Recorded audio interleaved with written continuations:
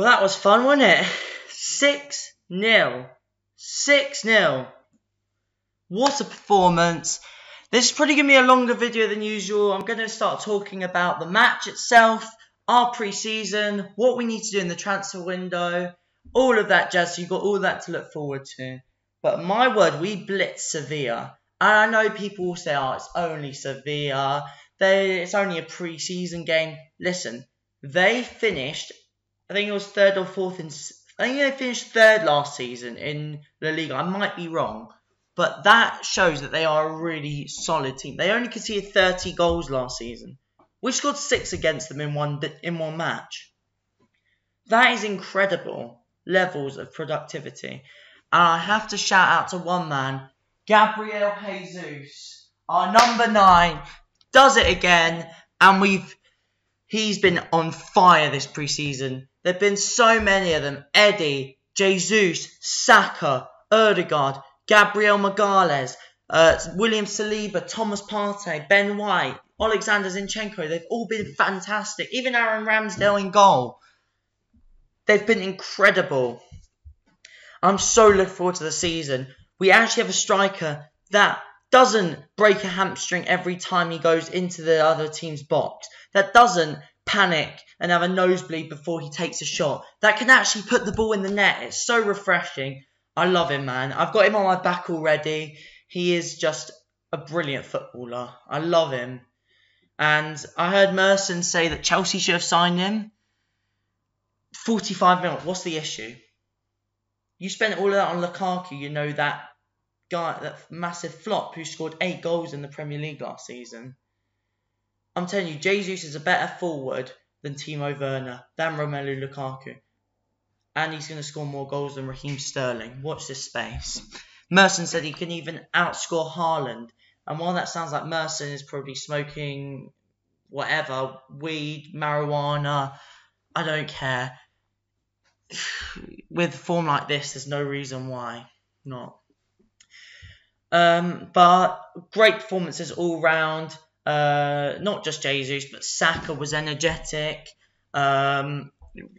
Absolutely destroyed Acuna down that side. Gabriel Martinelli was fantastic. Sometimes he's a bit greedy, which I don't like, but he's so passionate. He works so hard for the team, and he's very young as well, so that will come. Thomas Partey, I've heard some horrible allegations. I really hope they're not true. I'm not going to go into it. If you want to, look it up. But he played it like he didn't have any worries. He was very good as well. Martin Odegaard dictating the play as always. Granit Xhaka.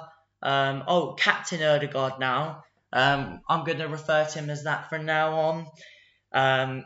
Odegaard is probably my favourite Arsenal player, if you didn't know. And I hope he leads us to future glory. Granit Xhaka was fantastic as well, bossing the midfield. For the 6th goal, lovely little nutmeg and got through and played in Martinelli. Gave it to Eddie for the goal. And then the whole defence was really good. I want to see Kieran Tierney back, but Alexander Zinchenko is making it hard to miss him. I love Zinchenko already. He's got such a great pass on him. He can move into midfield. He can do everything. I love him. Gabriel Magalhaes and William Saliba, rocks at the back. Ben White, lovely little chip, wasn't there, that he tried to execute. Aaron Ramsdale in goal, fantastic. But I'm just so impressed with the unity, the chemistry in this squad. And the football we're playing is salivating. It's beautiful to watch. And I just can't wait for the start of the season. I literally can't wait. Sevilla, though, were so poor. So poor. I know we overwhelmed them, but I still expected a lot more from them. They've got an ageing squad, and it shows. They need to get a couple of centre-backs in because they've just lost Jules Koundé and Diego Carlos. They aren't going to be able to compete for much longer. They are really on the downhill, I reckon. And that is a horrendous result for them. Tottenham managed to draw 1-1 with these lot, and we blitzed them 6-0 like that. I think that shows you everything you need to know. But Just let's talk about the player ratings. Aaron Ramsdale, I've said he was fantastic. 8. His new nickname is Boris Johnson, by the way. Look it up; it's hilarious. Type in Alexander Zinchenko, Aaron Ramsdale nickname that, and you will crack up. Ben White, fantastic. 7, I'd say. A few times he got the chip alone. If that went in, I would have cried if that went in. I'd been so happy. William Saliba, 9, an absolute rock. Brilliant on the ball, and I hope he starts next season. My back four would be Tomiyasu, Saliba, Gabriel, Tierney. I like Ben White, but Saliba has made that position his own for me. He has been outstanding. Gabriel is blossoming into a complete centre-back, brilliant on the ball, an absolute tank when tackling, 9 as well. Alexander Zinchenko, as I've already said, was absolutely fantastic. I love saying that name, Alexander Zinchenko. Mwah. No, he was a brilliant, brilliant player. I'll give him an 8. Lost the ball a couple of times, but also played about 15 other splendid passes. And yeah, definitely a great acquisition. Granit Xhaka, Boston midfield, 9 out of 10. Excellent, lovely footwork. Some of his shooting was good. When Xhaka's pulling out the overhead kicks, you know your team messed up somewhere. Thomas Partey, at the start, looked a bit off the pace, but I'm only talking about the first 10 minutes. As soon as we started to control the game, he was superb. I'll give him an 8. Fantastic. Martin Odegaard, Captain Odegaard, leader, legend. Well, maybe not yet, but no, but he will be. He's superb. Just so good on the ball. Effortless. I wish he scored because he had a couple of good chances, but couldn't quite execute it. I'll give him an 8, though. Gabriel Martinelli. One thing I don't like about him is he's very selfish, but other than that, he's energetic. He's quick. When he does pass, it often leads to something good. He's got a great first touch. He's a good finisher. I love him, and if he learns when to pass and at the right time, he would be one of the best wingers in the league. 8. Also got an assist, 2 assists actually. So that kind of puts my passing thing in the dirt, but you know, I'm not sure. I'm sure that I'm not the only Arsenal fan who thinks that he needs to be a little bit more selfless. Gabriel Jesus was fantastic up front. Hat-trick, 9 out of 9.5. If I could give him a 10, I would, but I never really give 10s. But he was incredible.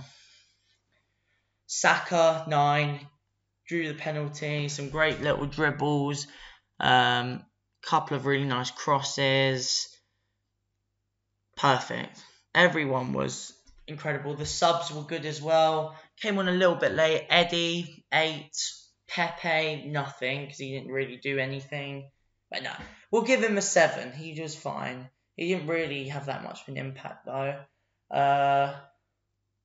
He was good, Pepe, but nothing like special. Still think we should be selling him. Who else came on? Cedric did okay at left back. 6. Who else came on? We had Lokonga and who else? Nelson came on, but that I'm not going to rate them because they came on like 2 seconds before the end. So, who else? Who did come on? Oh my god, I'm losing it. I'm just too happy about the result. Who came on? Who came off? Oh, Mohamed El Neni. Yeah, 6. Didn't really touch the ball. I can't even remember the commentator saying his name. But yeah. So where do we go from now? What signings do we need to make? I still think we need a central midfielder. Yuri Tielemans. I would love Yuri. I think he'd be an excellent signing. The other names like Lucas Paqueta, Sergej Milinkovic-Savic, any of those I would take in a heartbeat. I also think we need a right winger because I do not think Pepe is good enough to back up Saka. I don't think he's so frustrating. Cost 72 million. He's nowhere near worth that now. If we could just get 20 odd million, I would be happy. I think he's been one of our biggest flops. I'm not saying he hasn't had moments. I mean, he got 16 goals a couple of seasons ago. There have been sometimes where he's been good. How much would I rate him out of 10 at Arsenal? 4. I don't think he's been worth anywhere near that money. But there have been times where he has been half decent as well, and a couple of times where he's been unplayable. But yeah, he still needs to be sold. We need to get high earners like Pablo Mari, Hector Bellerin, and Bruno Alex Runnison off our wage bill. But Leno's on his way out as well to Fulham for 8 million quid. Who else do we need to get rid of? We've already loaned out Nuno Tavares. Good for him. Play Champions League football, get a bit of game time, and hopefully come back a better player. But in terms of right wingers, who do we need? There's a couple of names I've heard. Jared Bowen being one. Alan Saint-Maximin being another. I'm not sure about that one. I don't think that's going to happen. I don't think that's got any substance to it at all. Who would I like? I'm going to throw out a name that I know people might disagree with because he has just been relegated. Maxwell Cornet. I know he plays for Burnley, which isn't ideal. But he's still a really, really good player. Their best player by a mile. And I think he can play striker. He can play left wing, right wing, left back if you really wanted him to. He's got tricks. He's got skill. He's fast. He's strong. He's got a good shot on it. He's got 9 goals last season, I think I remember. Imagine what he could do in a team that actually attacks, that actually plays attractive football. I don't think that's going to happen. It looks like he's on his way to Everton. I don't know. I can't really think of any other names that would be happy to come back and back up Saka. I mean, Moussa Diaby, I've heard, but he's not going to be a backup. He'd start ahead of Martinelli. There's not too many other options I can really think of, but I think centre mid is the main one. Right wing, we've got Fabio Vieira and Emil Smith-Rowe that can both sort of do that job. And if we do keep Nicola Pepe, and we got Marquinhos as well, the young Brazilian, Reece Nelson, who can all play in that position. I think that isn't as much of a priority. I would love a right back as well that's better than Cedric because I don't rate him in any way. But I think our main target was Jed Spence for that position, and he's just gone to Tottenham, so that isn't going to happen.